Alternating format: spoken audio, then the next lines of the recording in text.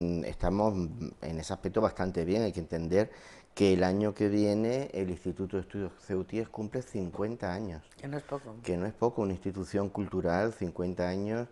Tenemos, por ejemplo, Cuadernos del Archivo, es una revista que lleva funcionando desde el año 88. Este año hemos hecho 30 años también. Los cursos de verano, que también se iniciaron ese año, también llevan unos pocos de años. No, hay bastantes cosas. La cultura local se ha consolidado bastante, gracias a que no la asesoró la gente que nos gusta y que estamos en ello en la ciudad, sino que gracias principalmente a la estructura de determinadas instituciones, tanto universitarias como no universitarias, que cuentan con mucha gente que investiga fuera. Y esa savia nueva, esa forma nueva de trabajar y diferente, enriquece y hace que se puedan hacer estas cosas, porque no podemos ser siempre los mismos diciendo las mismas cosas. Y gracias a ese contacto con otras instituciones, sobre todo foráneas, pues conseguimos que esto funcione. Sí, pero ese es el trabajo del instituto, ¿no? Sí. No podemos, yo siempre insisto en resaltar resaltar al instituto, ¿no? Porque me parece que ese es uno de los lujos que tiene esta ciudad hablando de cultura. Y no lo hago para quedar bien cuando viene alguien, algún miembro, como en este caso tú también, del Instituto de Estudios Ceutíes, sino porque yo creo que no sabemos, aunque sí sepamos que existe, aunque sí lo pongamos en valor cuando sea necesario, esa riqueza, no sé, a mí me parece muy importante. Mira, una cosa muy importante para que las instituciones puedan funcionar es que tengan medios humanos, que tengan medios económicos y que tengan infraestructuras. En los últimos tiempos, por ejemplo, la Biblioteca Pública de Ceuta ha sido un espoletazo a la Totalmente. cultura local. Y lamentablemente la falta de medios que tenemos todavía, por ejemplo, en los museos, en el archivo, Es verdad. hace que no podamos hacer más cosas. No podemos hacer más cosas porque no tenemos ni instalaciones ni personal. Pero cuando se tiene, es natural, hay muchísima gente que quiere hacer cosas. Si esta ciudad tuviera 2 salas de exposiciones temporales más, naturalmente que tendrían actividad.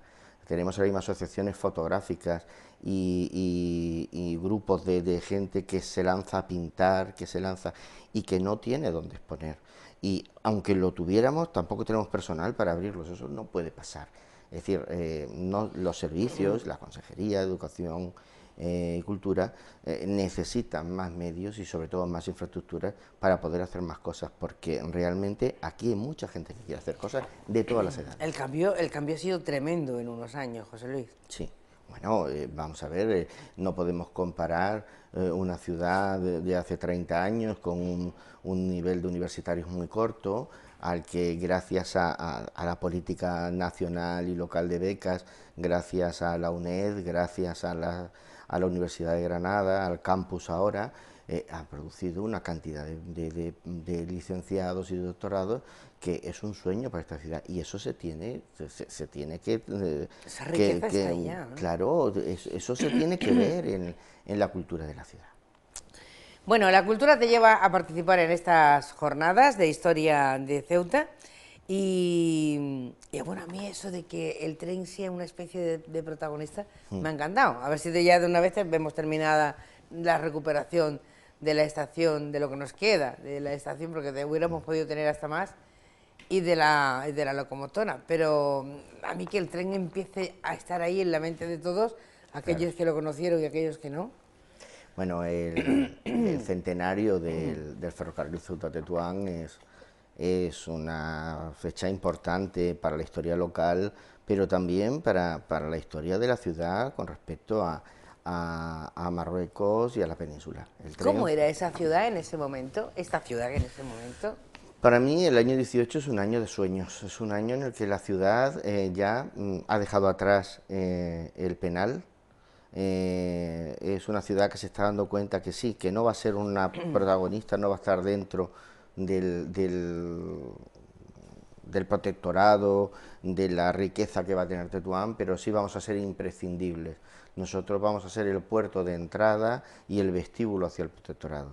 Y eso va a obligar a que, como en cualquier casa, cuando tú cuidas tu casa, lo primero que cuidas es el vestíbulo, como la imagen que quieres dar de tu ¿De casa. quién eres y cómo eres? Y para Ceuta el año 18 es un año importante, porque es un año en el que se empieza a creer en el puerto, se empieza a creer en las comunicaciones, se empieza a ver materializaciones en el campo de la industria, en el campo social. Sí es cierto que hay una situación muy complicada internacional, es decir, que está terminando la Segunda Guerra Mundial, pero nosotros siempre hemos vivido en las crisis. Y luego después está el problema de Marruecos, también es verdad, la guerra está ahí, está en Tetuán, están cayendo ceutíes en el frente y nos hemos convertido en un enorme hospital. Pero sin embargo la ciudad tiene una forma de relacionarse diferente. La ciudad ve que el dinero llega, ve que se está terminando el muelle de la Puntilla, ve que se está construyendo el muelle de Ribera, lo que ahora llamamos el Cañonero Dato. Y ve que el dinero llega, ve que se están haciendo cosas, ve que se está construyendo un ayuntamiento nuevo, ve que la gente está invirtiendo. Es decir, es un momento muy interesante y el tren es fundamental.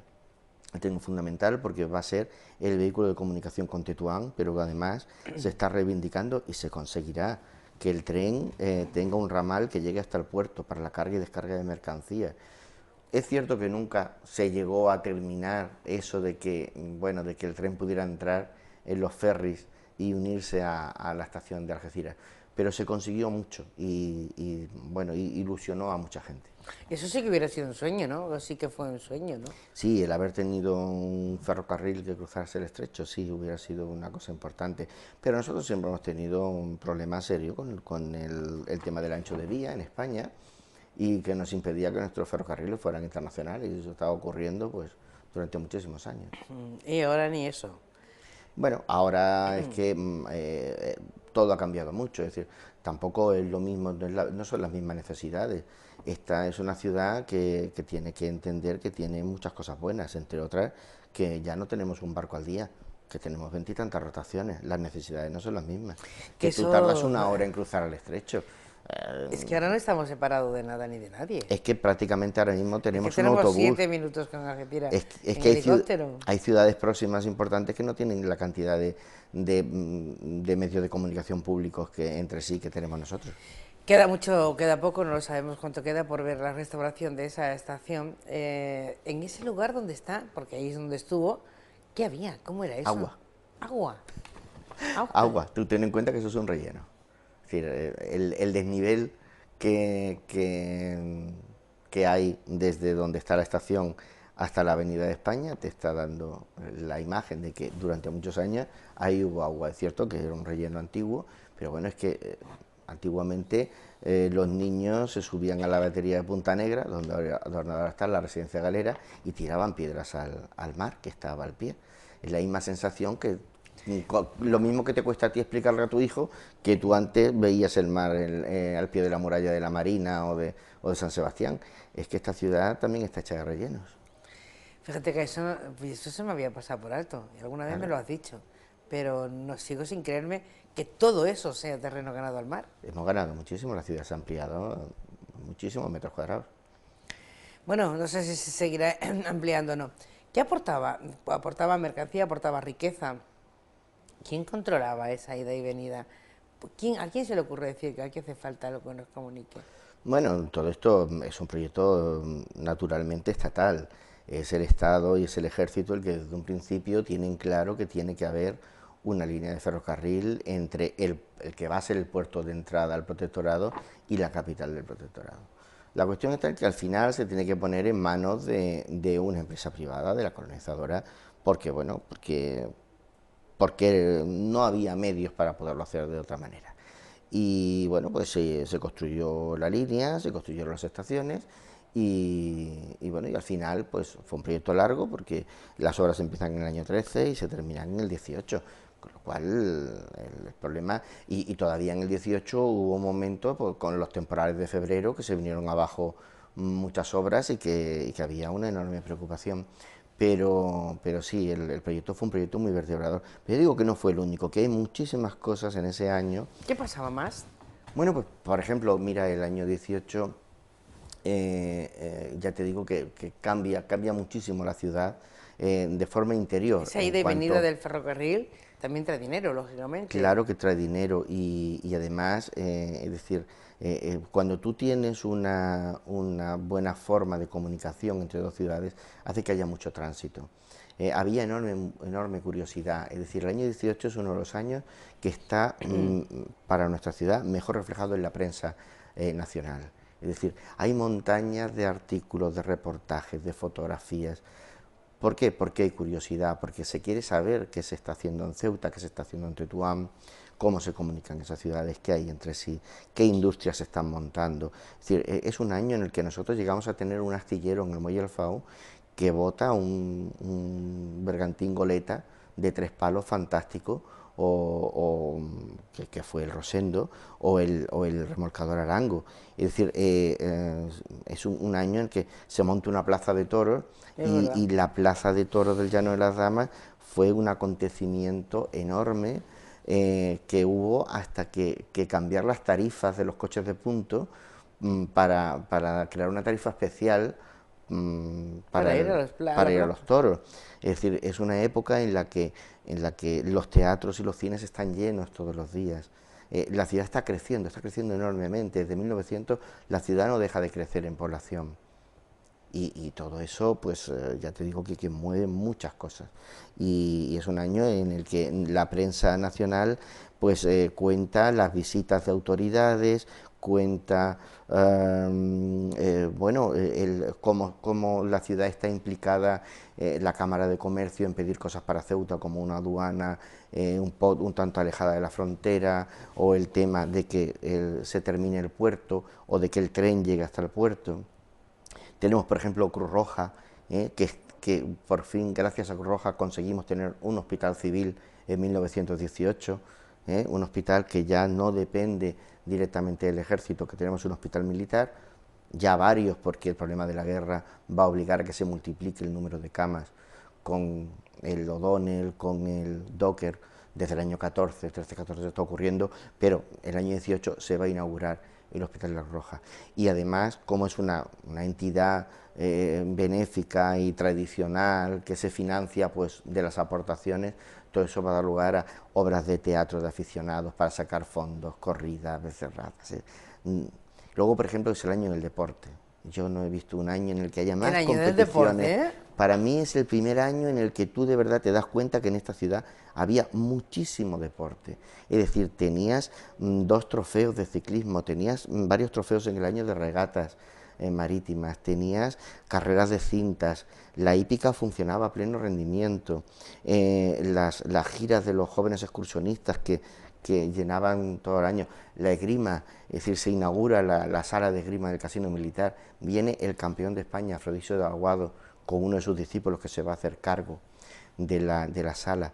Tenemos una tienda especializada en deportes, el Guadarnés, que estaba en la calle Duarte, y de todo eso queda rastro en la prensa nacional, no solo en la prensa local, con fotografías. Tú ves los Juegos Florales, por ejemplo, todo eso está en la prensa, con fotografías, con imágenes. Yo lo que voy a hacer es tratar precisamente es una crónica muy gráfica. Ya sé que a mí me gusta mucho jugar con las imágenes, mostrar, pues eso, mostrar imágenes de cómo era la ciudad en ese momento, quiénes eran los protagonistas, quiénes los contaron, los periodistas, en qué medios. Hay más de 15 periódicos en el año 18 saliendo todos los días. Dime alguno que no sea de los conocidos. Bueno, ya casi todos están un poco olvidados, pero ¿Claro? En ese año salía la Unión Industrial y Mercantil, salía España y Marruecos, salía naturalmente La Opinión y El Defensor de Ceuta, pero salía El Arriete, El Serrallo, El Social, un montón de prensa. Es decir, había actividad, muchísima actividad, y eso es interesante. Había muchas sociedades, muchos casinos, también había muchas carencias, naturalmente, Claro, ¿no? Pero, por ejemplo, no había bibliotecas públicas. La biblioteca del ayuntamiento era una biblioteca que siempre estaba cerrada. Las bibliotecas de los casinos eran para los socios masculinos. Sí, sí, no se nos claro, olvide ese detalle. Y las de los cuarteles lo mismo. Masculino, es decir, todo. los niños no podían ir a una biblioteca, tampoco las mujeres. Fíjate que absurdo. No quiero mirarte, no quiero recordar eso, pero era cierto, eso pero pasaba, era cierto, es decir, todo eso ocurría. Y luego, bueno, la crónica de sucesos, la crónica de sucesos que está ahí. O sea, más que ahora, si te fijas, ¿no? Bueno, no porque haya pocos ni muchos ahora, que ahora es lo que tienen que estar, pero era un momento, hombre, en una ciudad tan pequeña, y ese número de periódicos me parece Sí, eso sí, impresionante, ¿no? pero también es cierto que era el único medio de comunicación, es decir, la radio entonces no existe tampoco, claro, no No. existen muchos medios, es el único medio de comunicación prácticamente, y imprimir un periódico no es caro y bueno, pues genera publicidad, es un negocio. Esta ciudad va creciendo también a la cantidad de gente que va llegando, Sí. que es mucha y de todos los lugares, y que se van quedando en la ciudad, ¿no? Pero que al principio no tenían ni dónde vivir, ¿no? Bueno, claro, esos son los momentos en los que ya la ciudad empieza a no dar abasto para la población que necesita. Es decir, eso lo ha explicado muy bien José Antonio Alarcón en sus distintos trabajos, como, claro, la ciudad tiene un número de habitantes y un número de viviendas adecuado a lo que es en el siglo XIX. Pero a partir del boom del siglo XX, todo eso se dispara, empiezan a convertirse los patios y jardines en patios de vecinos y empieza a surgir el chabolismo y claro, siempre constreñido porque el campo exterior pues no se habita. El campo, eso te iba a decir, el campo exterior no se tocaba, y el campo exterior era desde el puente del Cristo para allá, Todavía, ¿no? sí, todavía en el año 18 solo hay un pequeño núcleo de población en Jadú. Todavía no se han construido los pabellones, por ejemplo, los primeros pabellones de Militar, ¿no? regulares de la avenida, de la actual Avenida de África. Y bueno, simplemente lo que están en todos esos barrios casi de lata que están surgiendo por la necesidad de las obras del puerto, de la cantera, de las obras del ferrocarril, pero sí, efectivamente ahí hay un desfase y además estos gobiernos de la monarquía no van a dar prácticamente ninguna solución al tema de la vivienda. Esto hasta finales de los años 20, con un arquitecto con una mentalidad diferente como es Gaspar Blaine, no se van a empezar a hacer iniciativas razonables. Para una ciudad el que haya obras es un momento importante, es que esa ciudad está viviendo un momento importante, ¿no? Claro, y es inversión. Se mide por ahí, porque se miden obras es inversión. Fue un momento, un año también, unos años muy importantes, ¿no? Para lo que luego seríamos. Sí, sí, sí, está claro que, yo digo, es un año en el que, a pesar de todo lo que está ocurriendo en el mundo, a pesar de que hay una crisis política muy grande en España, de que hay una inflación enorme, porque se está acabando la Segunda Guerra Mundial y se ve lo que va a pasar, pero a pesar de todo la ciudad tiene esperanza en el futuro. Es cierto que el año va a terminar muy mal, porque ya sabes que termina con la epidemia de gripe, que vamos, que la lucha en los periódicos, toda la discusión es, bueno, por qué los teatros y los cines se cierran por miedo al contagio? O porque, bueno, el año 18 no hubo misa del gallo, por ejemplo, porque el vicario se asustó y suprimió tanto la novena de la Purísima del 8 de diciembre como suprimió Para que la la misa gente del no se gallo. encontrara y Claro, no hubiera claro. evitar riesgos, ¿no? De Sí, sí, contagio. es curioso, en una época que todavía se sabe poco de cómo se contagia, de cómo, pero el temor a la gripe marca el fin del año de una forma muy notable. Sí. ¿Con quién compartes la tarde? Pues la comparto con Santiago Domínguez Llosá, que es un investigador melillense, un magnífico historiador, muy conocido sobre todo por sus estudios sobre la guerra del Rif, un magnífico conocedor de todo el tema de Anual, y que nos va a hablar de un personaje muy importante, muy ligado a Ceuta, que es el que fue alto comisario Francisco Gómez Jordana. Un personaje que Ceuta conocía muy bien porque había venido como militar de Estado Mayor en el siglo XIX, había vivido en el Serrallo porque dirigía la comisión del plano de Marruecos, del levantamiento del plano de Marruecos, y luego fue comandante, fue alto comisario del año 15 hasta el año 18, él muere en el cargo, y es una persona que tiene las ideas muy claras, que sabe cómo quiere que se haga la intervención en el protectorado de España y que no va a tener mucho éxito en sus proyectos, aunque es cierto que siempre se le ha reconocido que la operación de Alucemas, con la que acabará la guerra, será una intervención que él ya había propuesto en el año 16-17. Una tarde intensa, la que tiene de inauguración de jornadas de historia del Instituto de Estudios Ceutíes. con dos conferencias muy importantes, muy entretenidas, muy de querer saber, claro que sí. No conozco al ponente anterior, pero conociéndote a ti ya sé que lo vamos a pasar bien. Mañana volveremos a dedicarle un poco de ese tiempo en la cita en la Biblioteca Pública del Estado esta tarde. Así que no falten, porque saben que aquellos que quieren créditos se inscriben y lo tienen, pero aquellos que quieren tener información van simplemente y asisten. José Luis, como siempre, un placer tenerte. Igualmente. La verdad es que nuestro cronista, que hoy viene como miembro del instituto, ¿hoy cómo vienes? Como todo, no te puedes quitar ningún jersey, ¿no? Bueno, pues lo dejamos en como todo, ya está, ya hablaremos de más cosas. José, muchas gracias. Bueno, del 27 al 30, el Desnarigado va a estar dando vueltas alrededor de la ciudad para enseñársela a quien quiera, gratuito, con motivo del Día Internacional del Turismo. No cuesta nada. ¿Te has dado alguna vuelta ya? Completas en alguna ocasión, normalmente el itinerario que se puede, pero es muy interesante, y además ver nuestra ciudad y ver las fortificaciones de las ciudades del mar, yo se lo recomiendo a todo el mundo. Yo lo hago también, pero nosotros hemos preparado estas imágenes para que se vayan haciendo la idea.